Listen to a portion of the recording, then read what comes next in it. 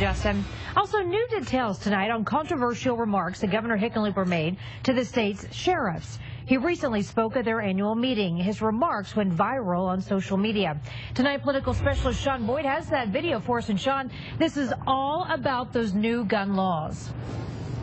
Yeah, Karen, laws most of the sheriffs oppose and are suing over. They showed up here several times last year to testify and say they tried to meet with the governor.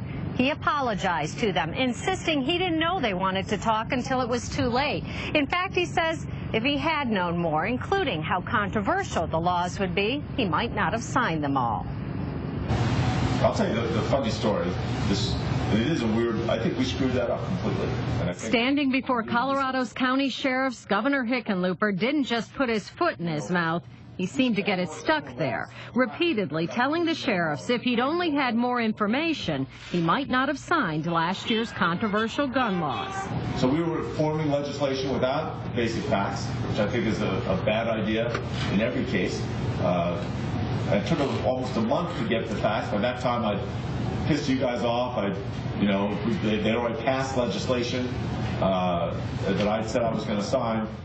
I apologize. I don't think he did a good job on any of that stuff. Yet the governor's spokesman confirms the office had extensive research and says in addition to the dozens of hearings, the governor talked to people on both sides of the issue, including former New York Mayor Michael Bloomberg, a gun control activist, although the governor denied it. Let's stick to the facts. I never talked to Mayor Bloomberg. Again, that's been out in the press and all this stuff. And just for the record, I met Mayor Bloomberg when I was a mayor, and I know him. I think he's a pretty good mayor. While the governor ultimately didn't back off decision to sign the bills, he expressed doubts about the high-capacity magazine ban. As you point out, how important really was it, right? They tell me after all the kerfuffle, I went back to try and get some facts that we should have had at the beginning. They told me there are roughly 300,000 magazines that carry more than 15 rounds in the state of Colorado already. Right, so how's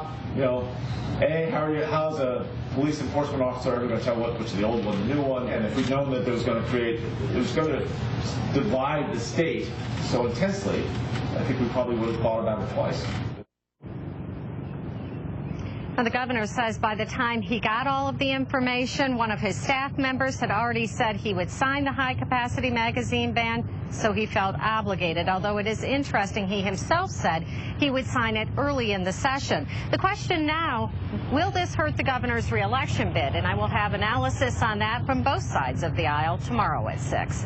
Live at the Capitol, Sean Boyd, CBS 4 News.